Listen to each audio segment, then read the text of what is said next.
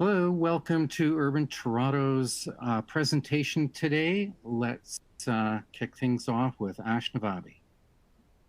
Hi, everyone. I'm Ash Navabi. I'm the economist at UrbanToronto.ca. Before we get into the discussion with Greg and Esteban, I'm just going to be giving you guys a quick overview of what we do here at Urban Toronto and some of the data that we collect and we share, and including some exclusive data available only to the audience in this talk. So Urban Toronto is the premier website for development news and data when it comes to the City of Toronto and the GTA generally. This is our 20th year in business. We have a forum with over 10,000 members, and we cover industry news, events, and trends. And in the last few years, we've also been branching out into providing data services. What kind of data services? The crown jewel of our data services is something called UT Pro.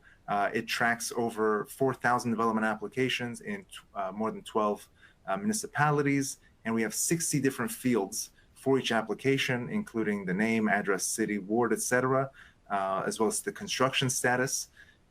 And we cover the built information as well, heights, GFA, unit counts and unit mix, etc., as well as we cover the principles associated with each project. So you can see who's worked on what. It becomes a virtual portfolio of sorts. And we provide links. So it's a permanent database of information. So if you're familiar with how the AIC works, the Application Information Center for the city, that information is only up as long as the application is active. But if it ever becomes closed or inactive, that information is lost forever. Our database stores all those pictures and the information that they contained, which will be excellent if you're interested in historical comparisons as well. Just to give a sense of what kinds of data we cover. So this is the one by Mizrahi. So you can see right now it's 94 stories. That's the proposal. That's the new proposal. The GFA proposed is going to be 85,000 square meters. Some portion of that is residential, office, retail, and institutional. 505 dwelling units. You can see developers Mizrahi. Architects are Foster and Partners and Core Architects. The application date initially was March 3rd, 2015, and the current application is that there has been an appeal received because initially it was approved for 85 stories, and now they've asked for 94, and that's what the application is live about right now. We also have information about parking. We have information about who the engineers are, landscape architects, etc. Dozens of fields for every project. Be providing a quick overview of what happened in terms of applications in 2022. The top number is, the headline number is there were 293 new projects proposed in 2023. These are projects that were big enough to warrant a rezoning or site plan approval. So basically anything bigger than a monster home, so townhouses and up, or even subdivisions. You can see that there were, throughout the year, there were several spikes. Some of them, most of these spikes correspond with news, especially with the spike in August-September area, which was initially what people thought was going to be happening with the inclusionary zoning, which Bill 23 has thrown a wrench into those plans. So what kind of projects were people proposing in 2023? 60% of them were mixed use, 30% were residential only, 4% were commercial only. Commercial includes office or retail, and then another 4% were institutional, and a small fraction were transit only, and transit includes stations, GO stations, TTC stations, etc. When it comes to proposed land uses, unsurprisingly, condo and retail were the top proposals, and they almost match one-to-one. Basically, anybody who put up a condo also had retail components. Very few office proposals this year, and rental was about just over half of the condo proposals as well. We track parking as well, so vehicular and bicycle parking. There were 51,000 new vehicular parking spaces compared to 60,000 bicycle parking spaces. So compared to proposed dwelling units, basically there was 51%. There was for every 10 dwelling units, 5 parking units were proposed, as opposed to 5.6 for every 10 dwelling units for bicycle parking. So let's look at year-over-year comparisons. These dates are actually reversed. So in 2021, we had 317 versus 2022, 293. So it was a big decline year-over-year in terms of new applications. All these years are reversed. So again, the GFA proposed, this is in square feet, 111 million square feet were proposed in 2021, and that dropped to 89 million in 2022. The total number of units dropped from 125,000 in 2021 to 101,000 in 2022. And the mix, so you can see there that this year there was a slight increase in the number of 3 bedrooms, but relatively stable year over year in terms of the unit mix. What other data services do we offer? So we have some free tools as well as the subscription-only services. So we have a project database that covers basically every new project. You get a limited amount of data when it comes to new projects. You only get about half a dozen fields as opposed to the 60+ fields that we cover in UT Pro. The companies database, we have online portfolios for many of the top companies in Toronto for developments. And we have a free map, which you can see where every new development is happening in the city and its construction status. For our subscription services, we have the New Development Insider, which is a daily email that goes out every morning that covers every new development application that comes into the city. We have UT Pro, which covers all this data that we gathered into a nice database. And we have the instant reports, which is you type in an address or a ward or an MLS zone, and you instantly get all the information we have about that area right to your email inbox, as opposed to UT Pro, which you can create your own custom reports, create your own custom map layers, etc. So with that, I'll hand this off to Craig and Esteban for their discussion. Thank you. Okay, hi everybody. I'm Craig White, managing editor at UrbanToronto.ca, and I want to take some of those numbers that Ash Navabi went through and flesh them out in terms of real-world applications, that some examples that were submitted to the city last year before we introduce Esteban Yakelevich. So. Let's see here. Just trying to get the slide up. Okay. This is Rail Deck District, and this is what has happened to the Rail Deck Park plan on top of the Union Station rail corridor, the west side of it. This has obviously been a very high profile project over the last while, and the city lost its bid to make that all parkland. Whether they could pay for that or not was another question, but the developers that are advancing Rail Deck District submitted an update recently that responds to a number of concerns that the city had with the initial proposal of 11 towers. What you can see there are 9 towers in orange. Actually, the 9th, the easternmost, is hidden behind Concord Park Place there. But the Rail Deck District team had initially proposed 11 towers. for the site, and with various city concerns relayed to them, they have remasked the volume on the site and actually increased it while dropping the number of towers by 2, and by dropping the heights of some of them and increasing the heights of others.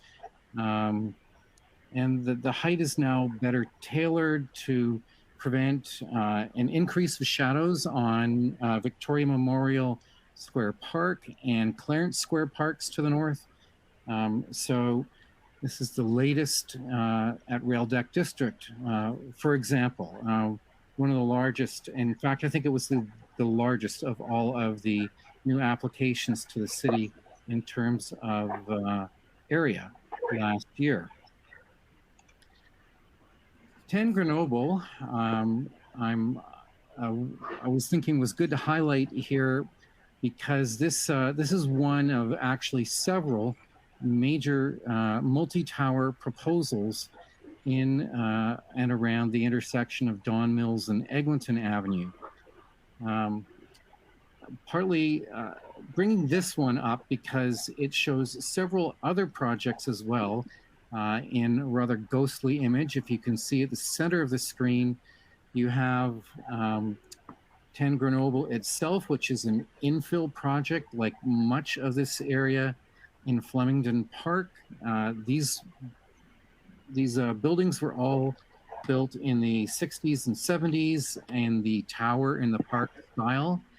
And it's been shown over the years that that kind of development does not really encourage strong livable neighborhoods. And so now we are adding density, and about half of all of the proposals in the area are captured in some of these ghostly images at 10 Grenoble. But yeah, they continue to come in quickly. This area is a good example of this kind of thing because of the increased transit coming to the area.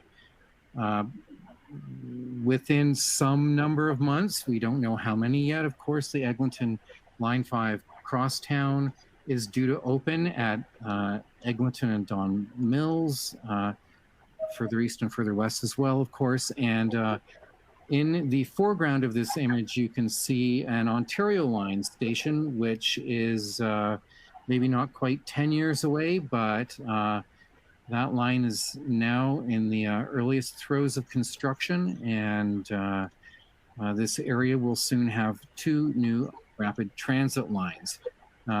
Further east, beyond the edge of the rendering that you can see there, of course, the Golden Mile part of Eglinton in Scarborough is another area that saw a lot of activity application-wise in 2022. 123 Edward, I thought we should highlight as well. This was a proposal that came into the city in July of last year, and it really surprised us on a number of fronts. It seems to be maybe just a value creation exercise on behalf of its landowners, because they've submitted something for 2 towers here that float a lot of city guidelines. The tower to the left that you can see hugging the existing building in front there at Dundas and Elizabeth.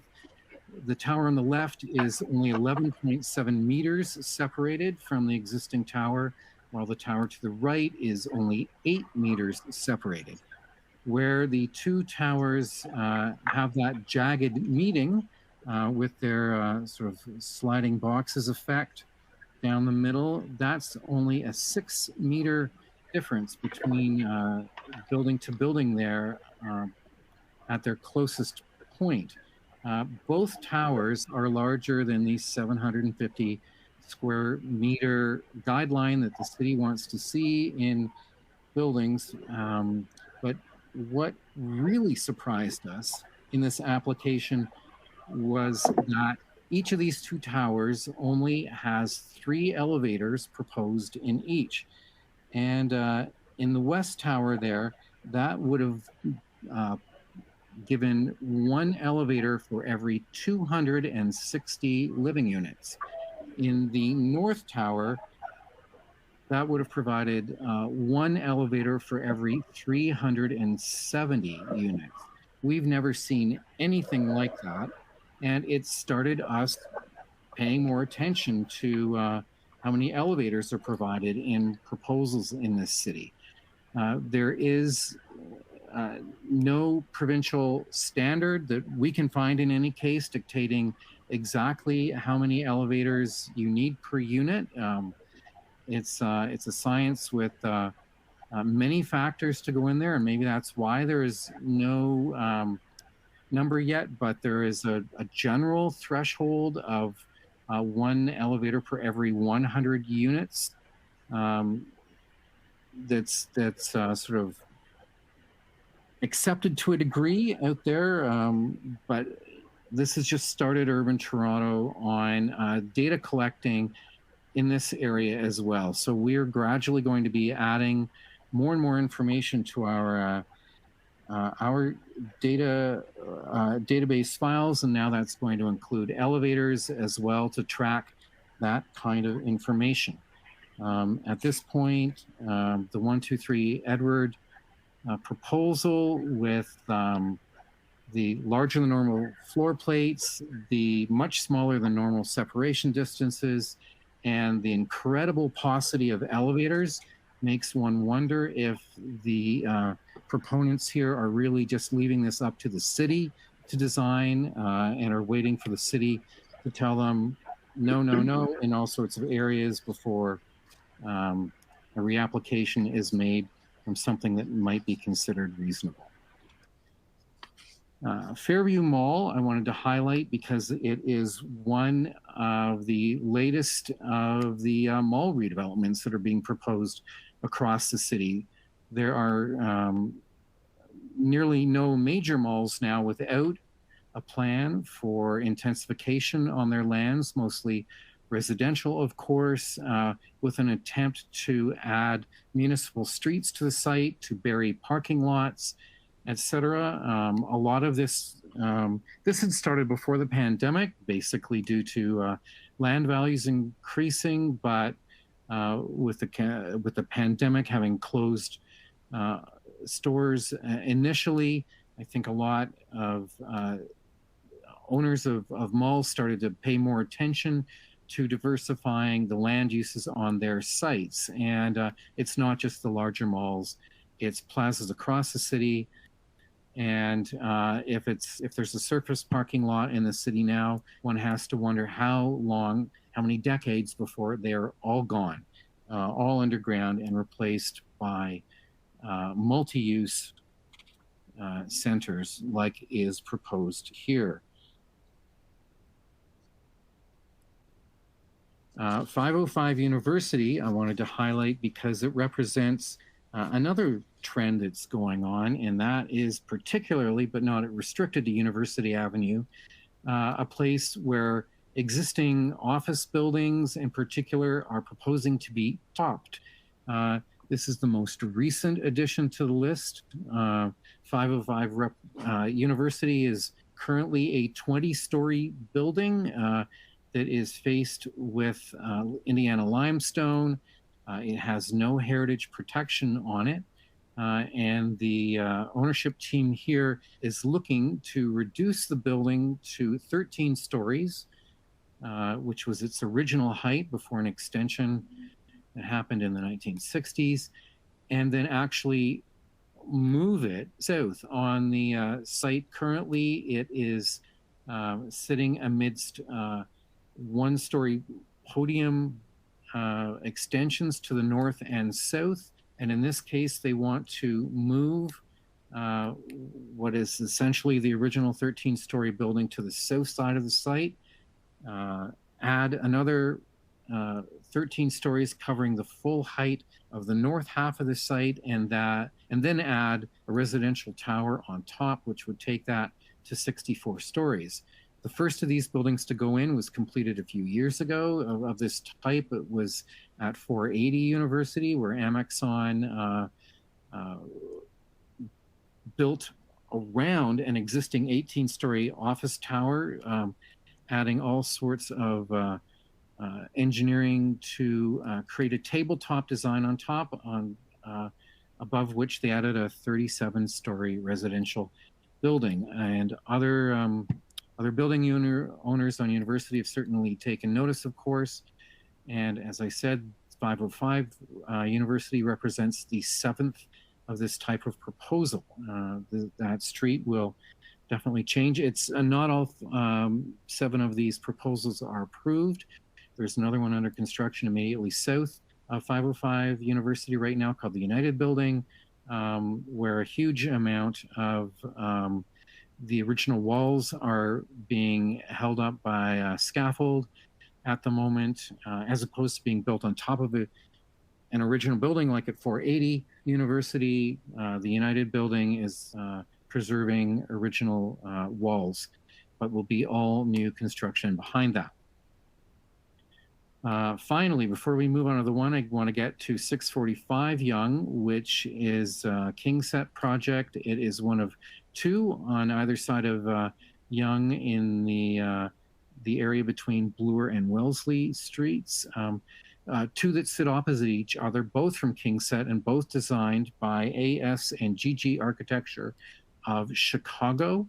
On the smaller image to the left, you get the longer shot that shows the rather elegant design and ending with a bit of a bullet nose at the very top of the building, which is proposed to be a glassed-in amenities area that's I think about 3 floors high inside and promising future residents an incredible view of the city.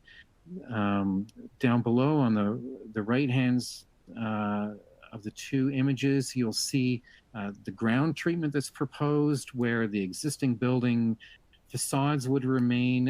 In behind that, they're proposing a glass atrium before you get the new tower on top of that. This building and its compatriot across the street sort of represent more aspirational designs than we normally see coming to this city.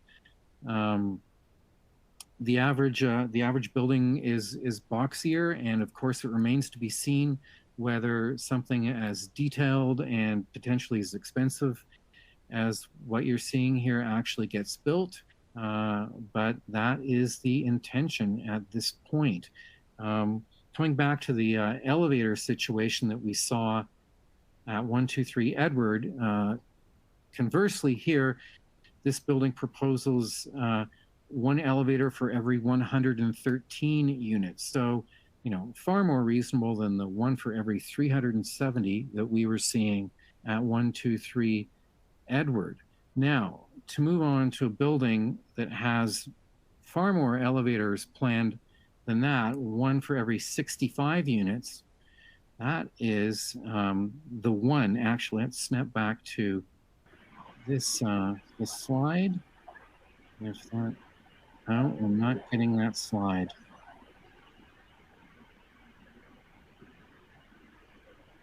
Okay.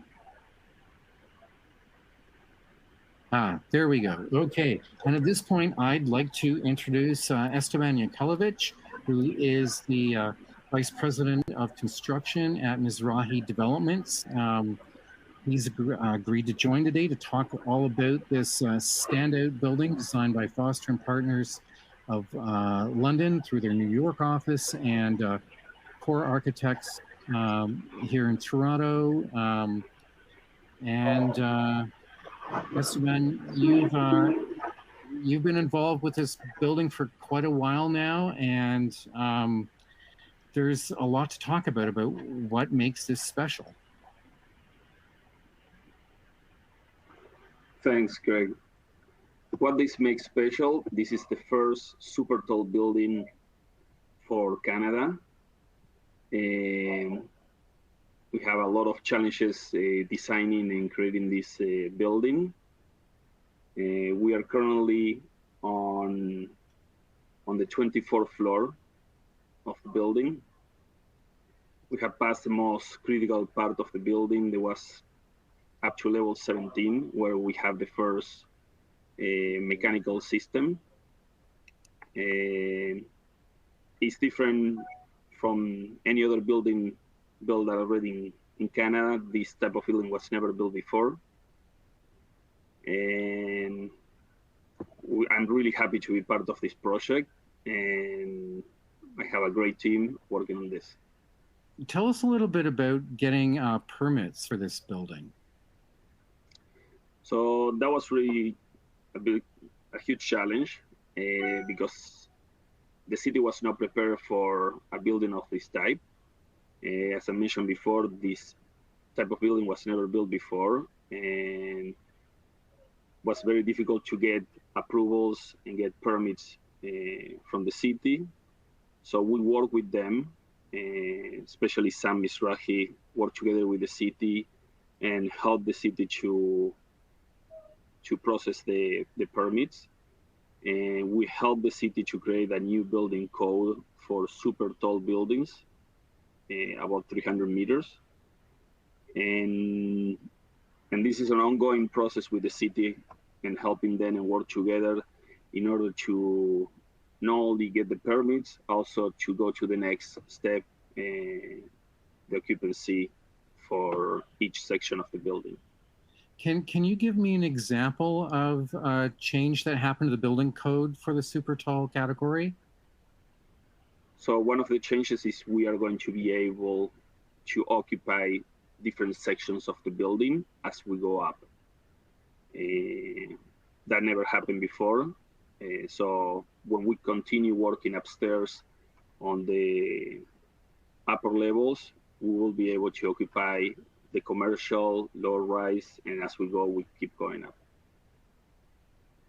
It'll be very interesting to see that come about. I know sidewalk protection is a big part of that. Yes, correct. So we are putting different systems in this building to protect not only the workers, also the pedestrians. Starting from the ACS system, it's an enclosure that if anybody can see the building, is the blue structure that goes around the building in different levels. That helps with the construction of the building and protects from wind and debris and everything falling down. Below that, we have the typical mesh system like everybody has in the city. And then right below, under that mesh, we start installation of the RCS system, and that's going to help with the installation of the windows and cladding for the building, and prevent again from any debris, materials, tools, anything from coming down the building.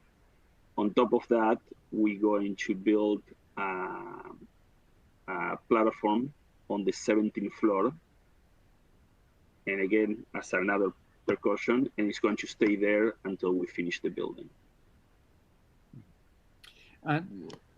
For all these different approaches that you're taking to getting the building open, it must have meant a different approach to creating the construction team in the first place. How did you go about putting together a team? So the difference with this building is typically any other building has site super, assistant site super, coordinator, project manager, or a couple of project managers. The way this building was set up, we have different teams for different disciplines in the building. So we have a general site super, and then we have site supers for each discipline. So we have one for structure, one for envelope, one for M&E, and one for commercial fit up, and one for residential.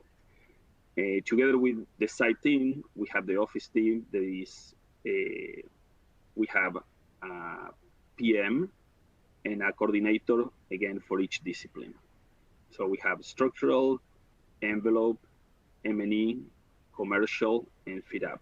And on top of that, we have all the other people like scheduler, estimators, and a few other project coordinators that help everybody else.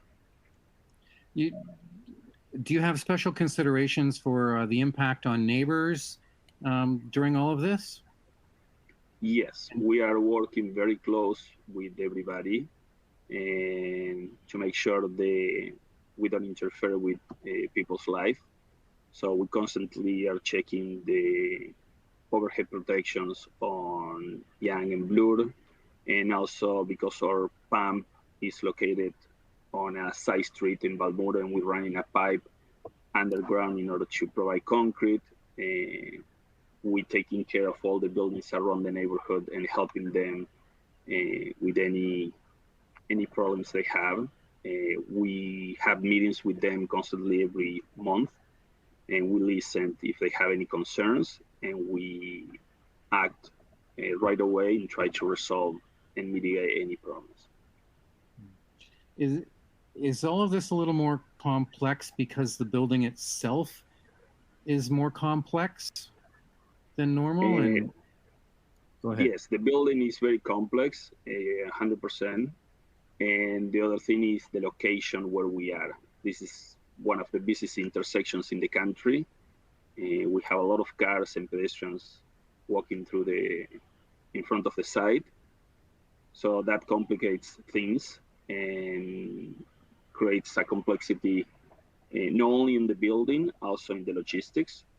And we need to work every day to make things better and make sure that the building keeps going up with all the safety requirements. Well, in regard to it going up, can we talk a little bit about the mega column support system around the building and the huge architectural challenges that are being overcome here through that? Yes.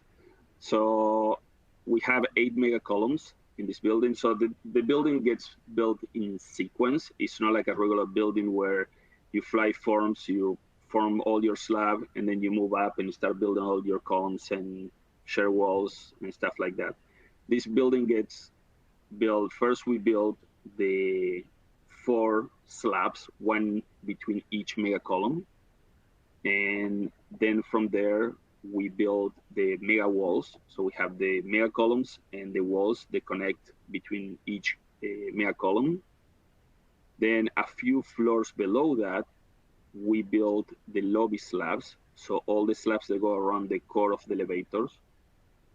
And then once that built, we build the walls for the elevators.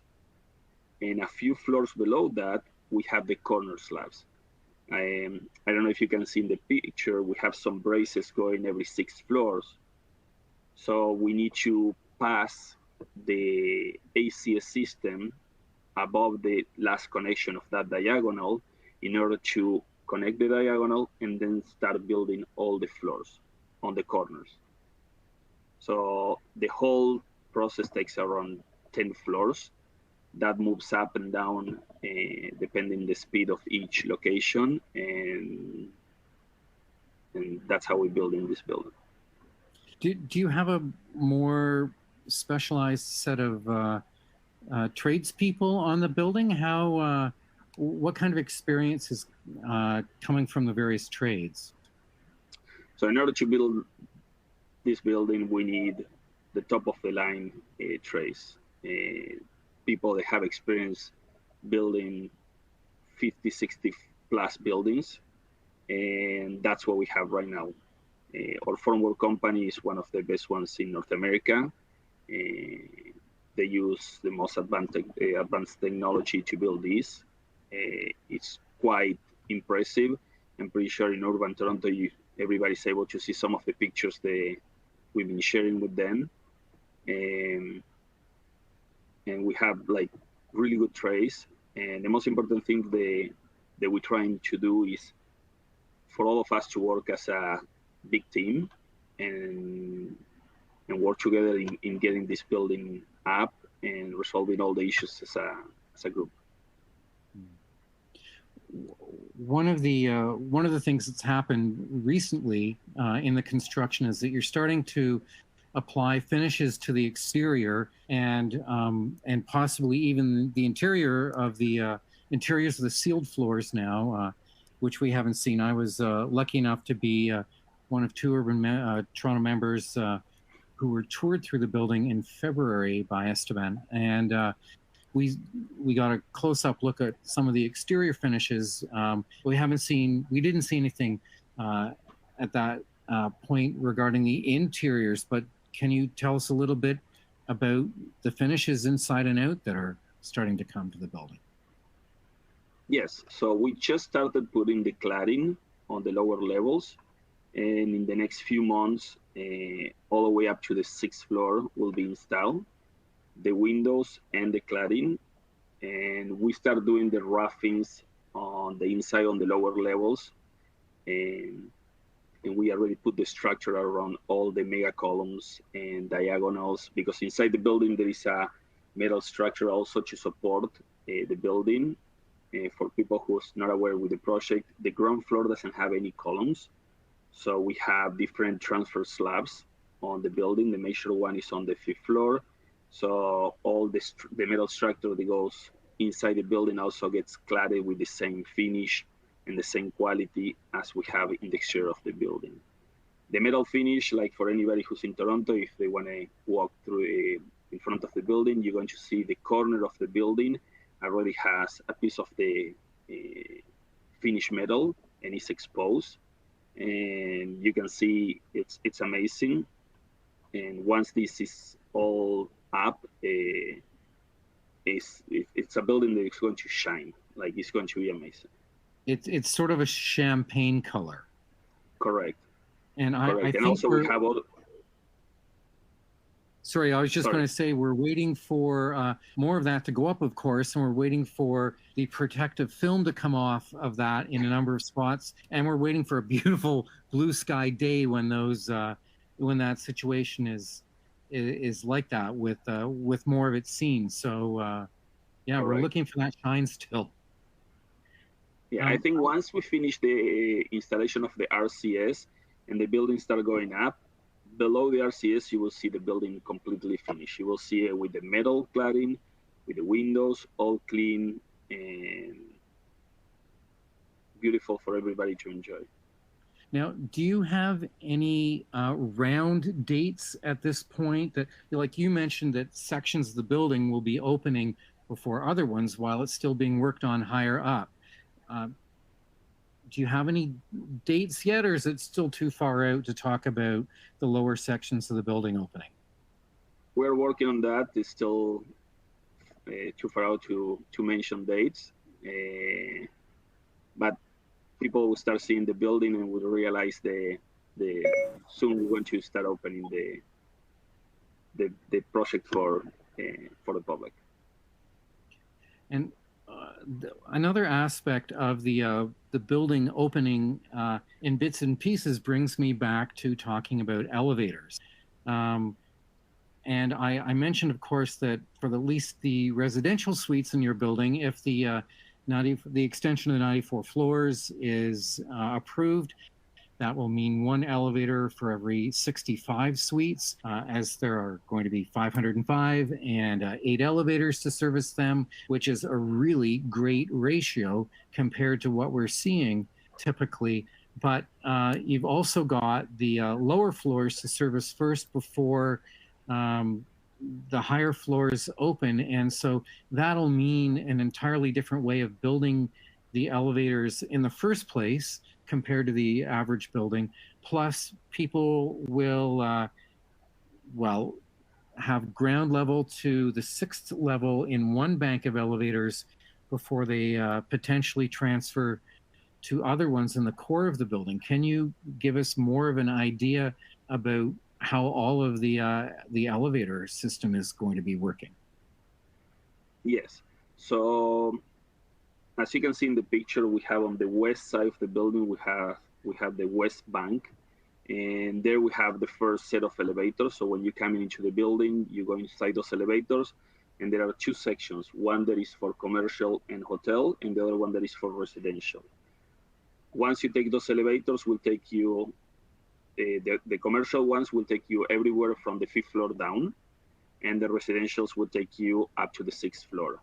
On the 6th floor for residentials, you will transfer there, and we have 2 sets of elevators. We have 4 elevators for high rise and 4 elevators for low rise. And we are currently building already the elevators, so we are now waiting to go up the building to finish the mechanical rooms. So we're using Otis for this, and we're using SkyBuild for the high rise. So we can start using the elevators in a few months from now and keep going up, and for also the workers to use elevator to continue building this building. And the elevators are really high speed. The low rise go somewhere around 1,000 feet per minute, and the high rise will go up to I think 1,600 or 1,400 feet per minute. And that starts around the 56th floor or something like that, where it switches to high rise? Yeah. Correct. So this was divided like they used to do in all office buildings, where certain elevators go to certain floors, and the rest goes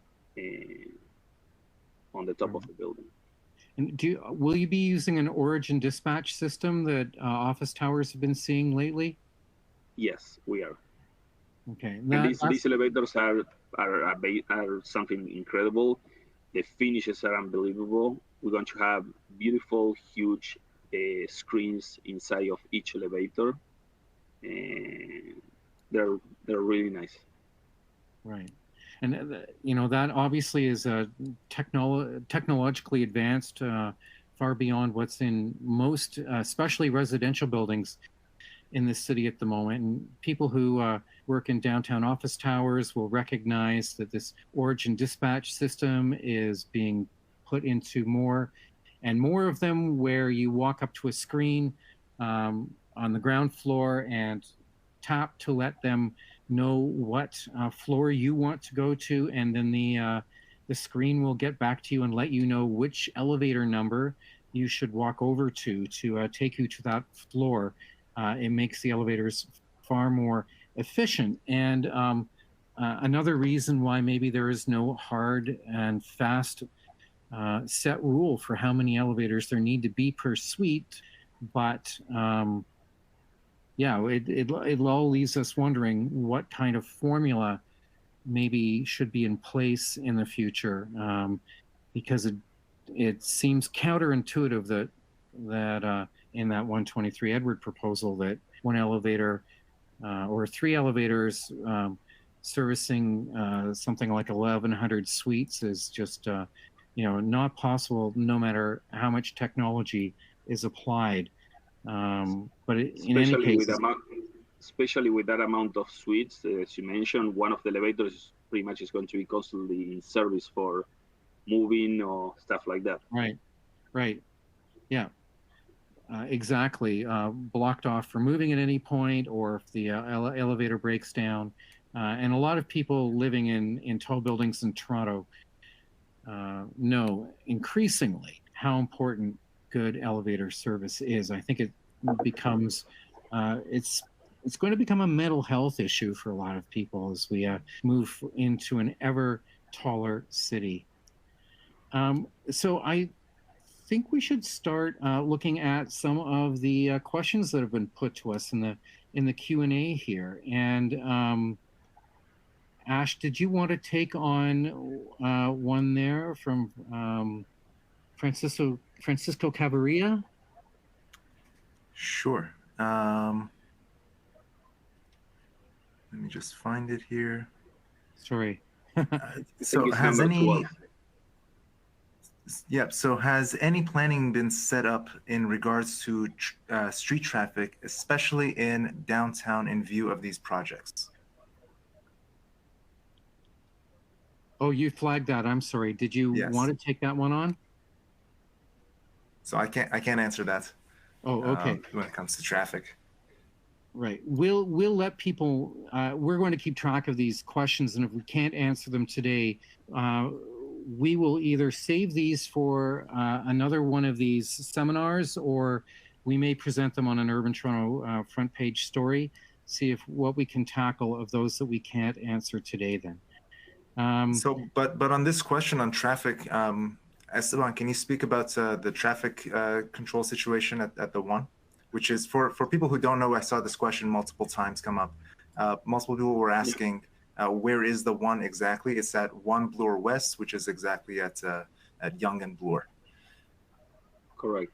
So we have a lot of traffic controllers. Every time that we move a truck or we have a delivery, we make sure that the safety of the pedestrians and the cars is first priority. So normally we have dedicated traffic controls for pedestrians on each side of the sidewalk, and on top of that, controls for each side of the roads if we have to stop them. Okay, well, shall we move on to another question? Sure.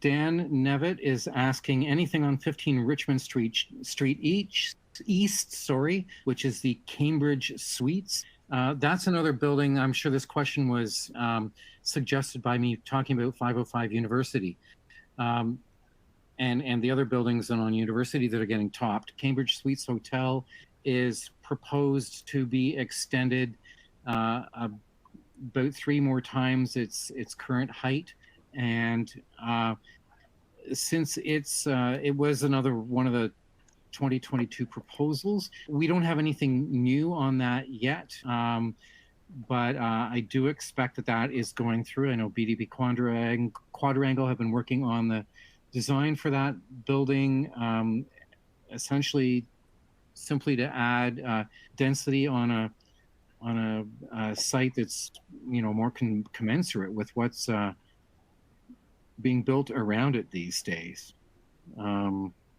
But when we do have new information on that, that'll definitely appear in our thread in the forum for the Cambridge Suites proposal there.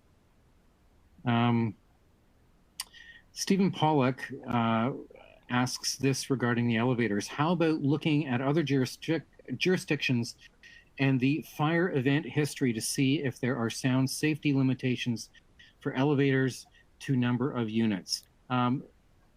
That's a very important question, of course. And as we have been talking to Toronto Urban Design about this in a preliminary way, the 123, they flagged this when we did our story on 123, Edward asking about the elevator situation.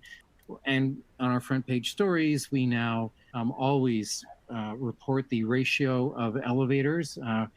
We haven't seen anything as crazy as 123 Edward since.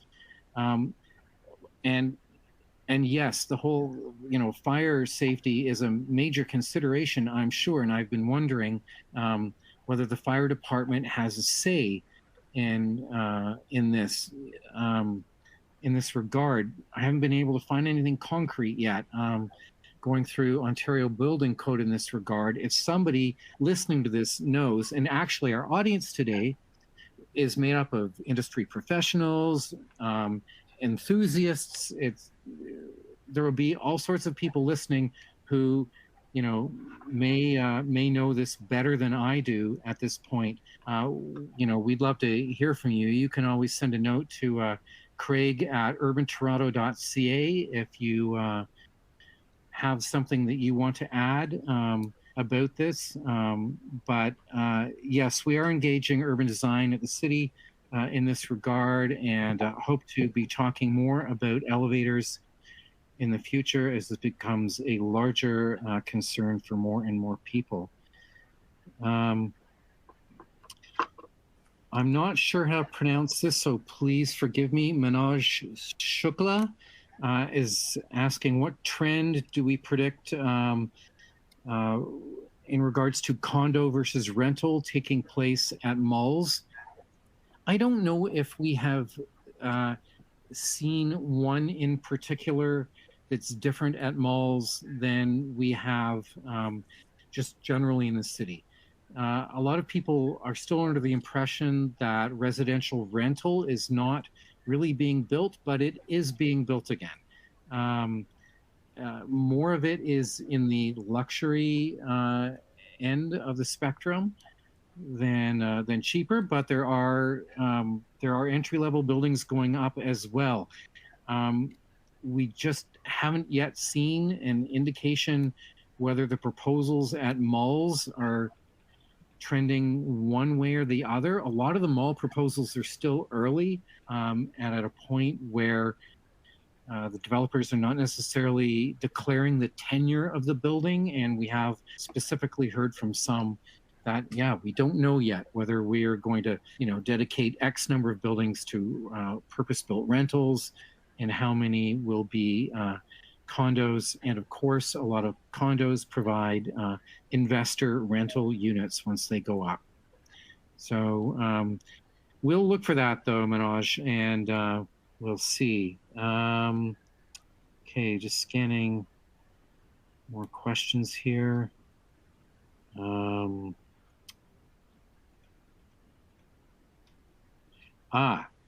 Okay. Sandra Swiatowski is asking, how do you tackle the fire suppression issue because of the size? And this, I think, is directed at you, Esteban, regarding the one. Are you going to have counterbalance systems for wind level at the one as well? And I know you do. Would you like to talk about fire suppression and wind sway avoidance? Yes. So we have the typical system on P1 for our fire system. And then we have another tank on the level, I think it's 37, with 20,000 liters of water to help the system. We have one of the biggest pumps in the country for the fire system. And again, this pump was, the specs of these pumps are above and beyond of what any other building has and was spec'd before. And we have to build custom pieces to support the pressure of this pump. And yes, regarding the counterbalance, yes, we're going to have a TMD on top of the building. So that's the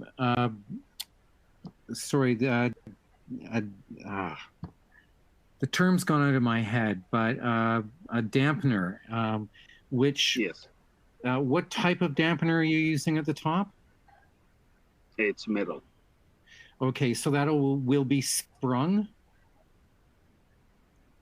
to resist. So it'll be a giant weight that will yes, right, swing in one direction when the wind is pushing from the other one to counterbalance that, and essentially people won't really feel the building moving. Correct. Okay, because that will slow that down. Right. Okay. Let's see. My questions have just skittered along up the screen here.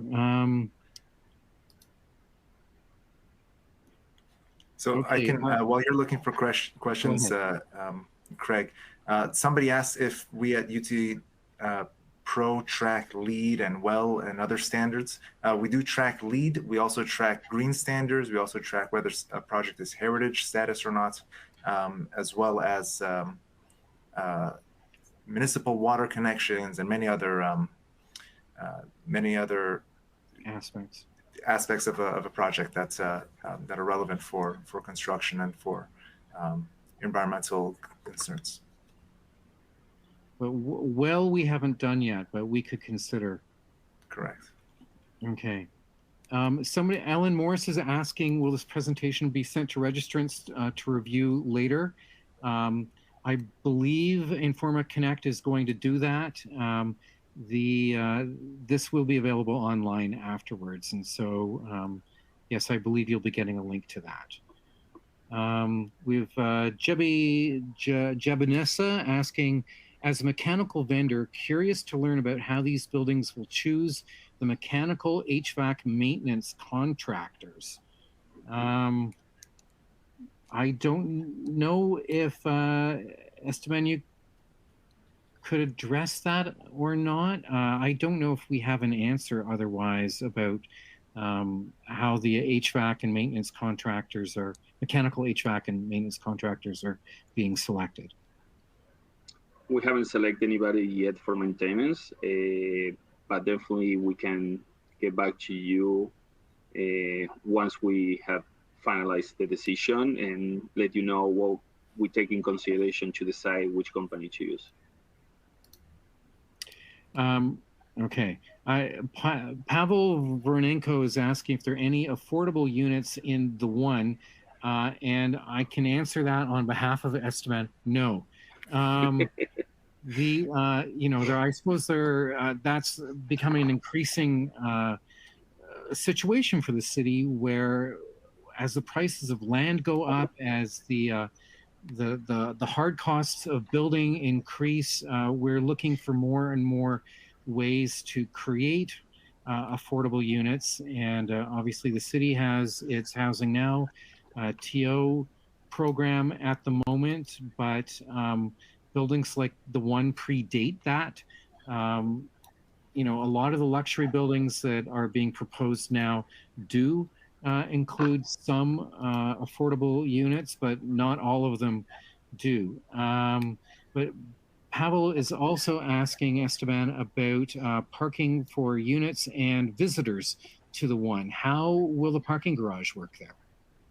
So we had valet parking for the entire building and for the commercial and hotel section. So anybody who comes to the building will be able to park in visitors and through the valet service. Okay. I see that we're hitting 2 o'clock at the moment, and that there are many questions that are unanswered still.